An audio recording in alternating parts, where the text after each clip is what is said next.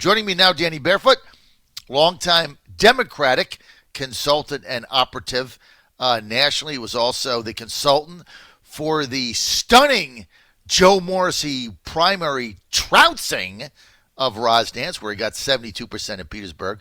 I love saying that because it's just so much fun to say. Joe Morrissey got 72% in Petersburg and beat a 40-year incumbent, Rosdance, who was the mayor of Petersburg. Too much fun, right? And he's with us now. He's also an Elizabeth Warren supporter. Danny, great to have you, man. Yeah, thanks for having me, John. Good to be back. All right, so Danny, like Saturday night, right? It's Bernie Sanders. I mean, he's winning everything. And a lot of people saying now his march to the nomination could be a first ballot victory. Danny, break this down for us. Yeah, so, look, I don't think anybody in the party or anybody that was following this closely was surprised to see Bernie Sanders win in Nevada, but I think what was most surprising was just how resounding the victory was.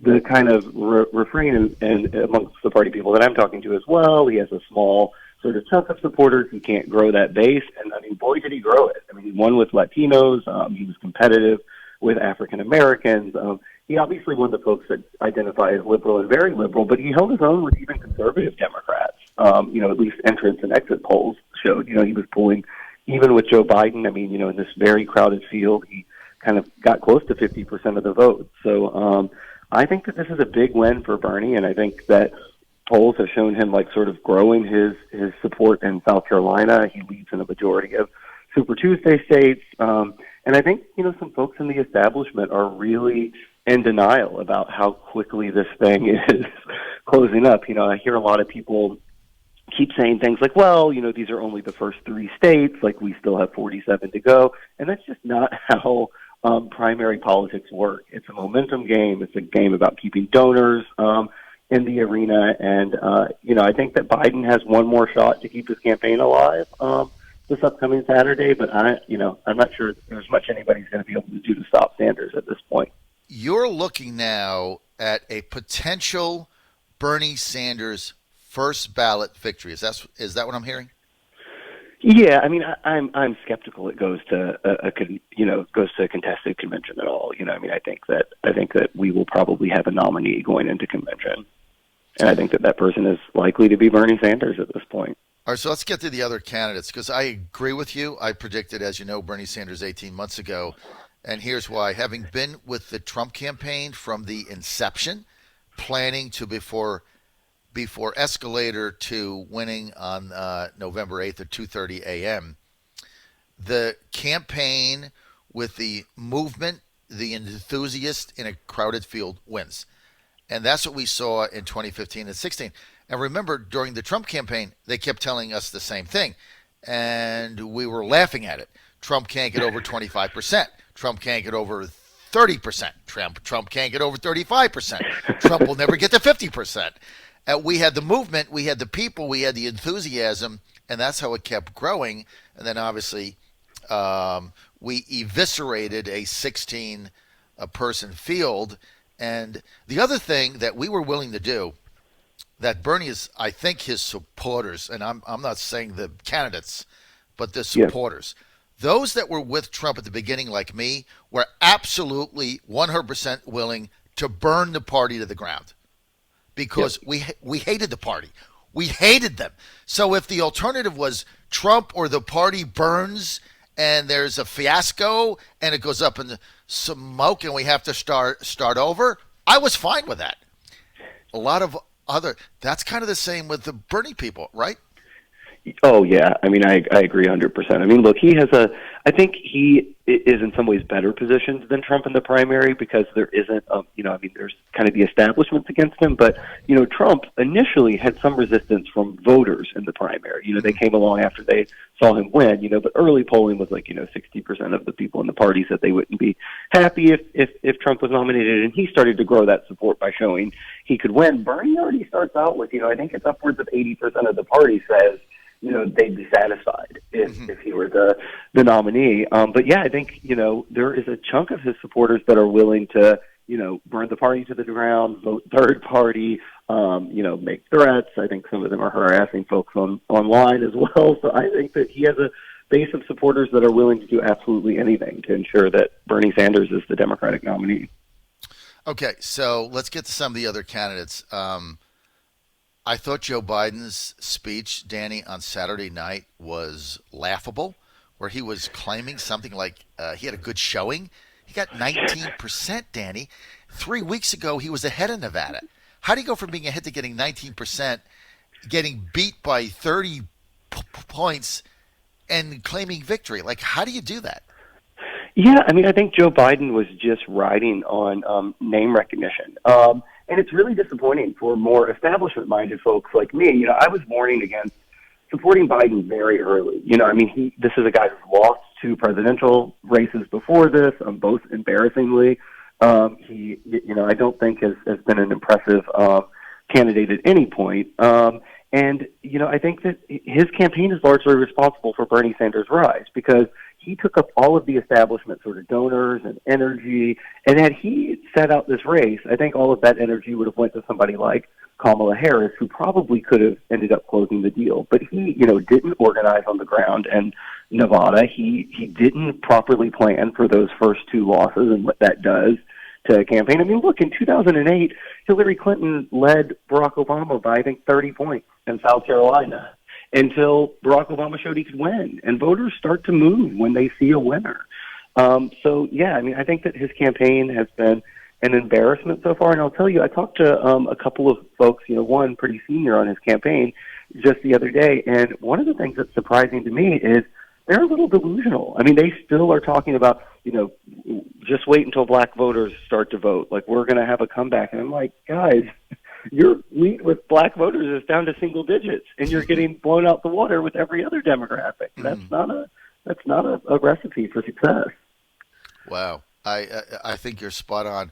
You're on the John Fredericks Radio Network, Trucking the Truth Across America. We're with Danny Barefoot. Danny is a longtime Democratic operative and consultant. Let's talk about Danny Barefoot's candidate, Elizabeth Warren. Boy, hot in the summer, got the lead in Iowa, was the talk of the town, and she has so far fizzled, except for her performance in Nevada, where I thought she surgically cut up Bloomberg like nothing I've ever seen. What's going on with the Warren campaign?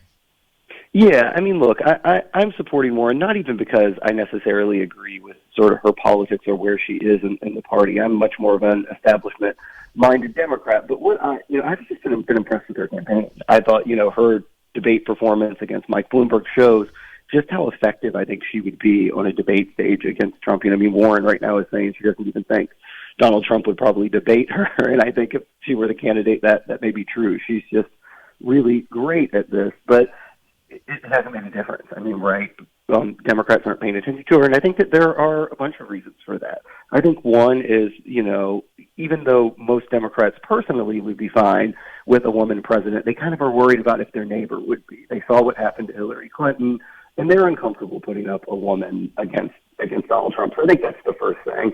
And then the second thing is the party tried to kneecap her when she started to have her surge earlier on. And I think they're going to come to regret that. You know, they saw her rising really quickly. They attacked her over Medicare for All. They attacked her over raising taxes on the wealthy. And the thought was they were kneecapping her for Joe Biden. And that wasn't what happened, right? It gave Bernie the oxygen to surge. So I don't know what her end game is right now. You know, I think she has focused more heavily on the Super Tuesday states than a lot of the other candidates, so she's hoping for some kind of miracle there.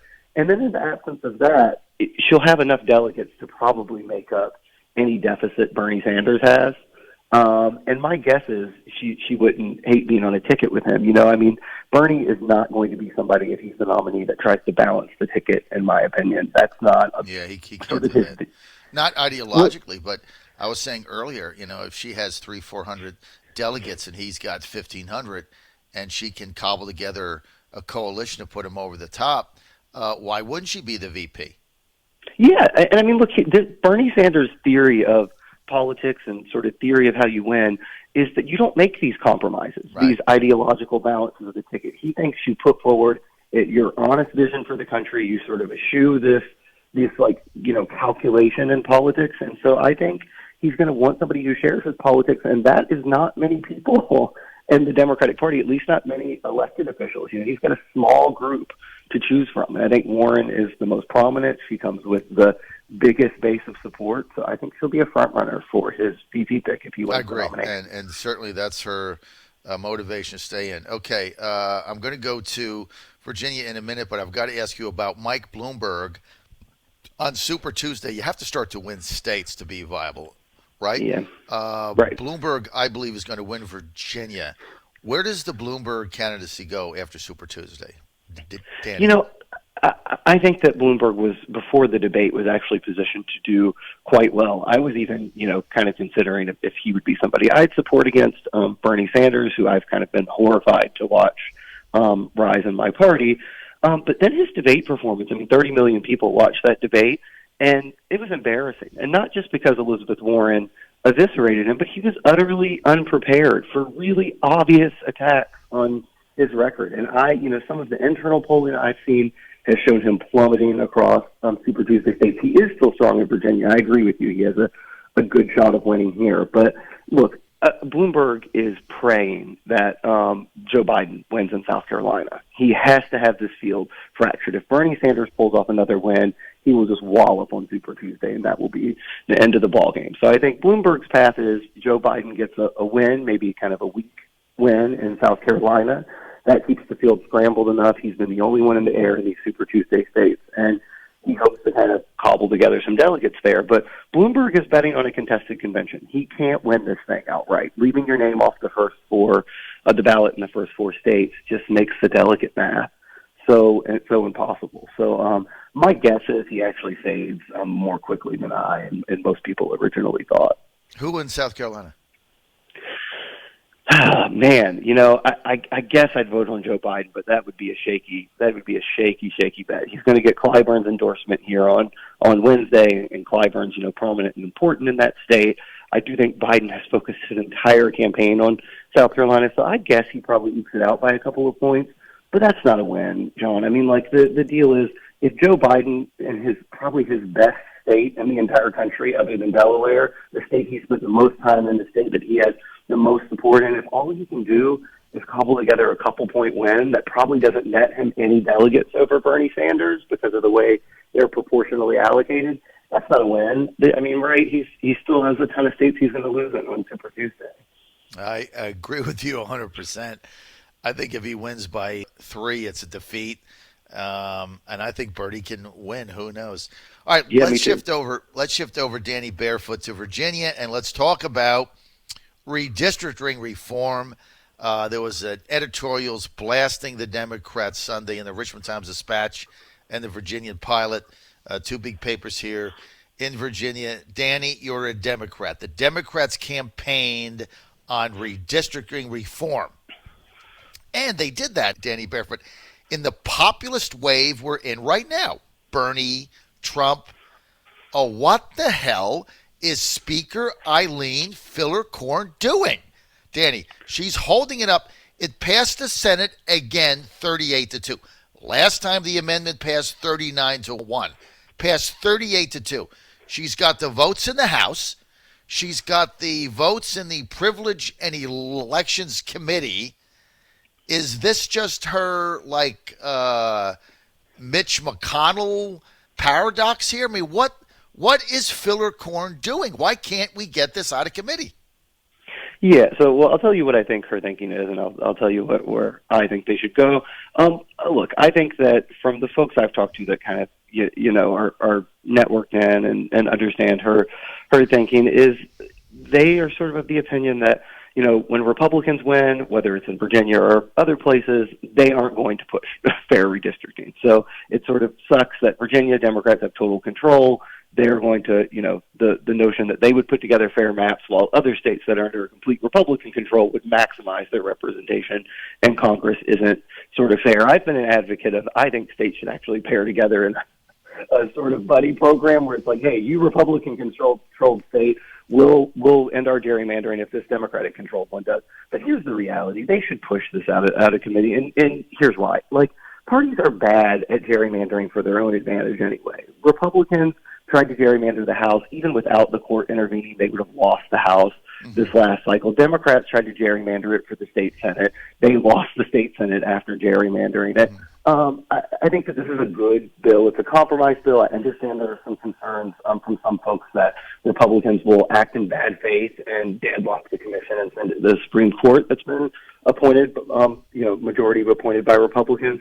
But the reality is the court isn't going to be so partisan as to put forward a kind of shameless gerrymander anyway. So I really don't know where she's going to go on this. I wouldn't be surprised. I wouldn't be surprised to see her full, but I also wouldn't be surprised to see her run down the clock. Right? I mean, if they don't move it out of committee, that's the end of the ball game. Right? As soon as session's over, then they will gerrymander it. But I think there are going to be a lot of folks that are disappointed. Look, Virginia has had a session that Democrats are really very happy about. I mean, there are a couple of things folks are nitpicking at, but by and large, progressives are just thrilled. And I'm hearing from people that are going to be unhappy if they fail in this big way. It was a key part of our campaigning, and not just this cycle. We've been campaigning on redistricting reform for a decade, since Republicans gerrymandered it last. So I think she's going to have some explaining to do if she kills this bill.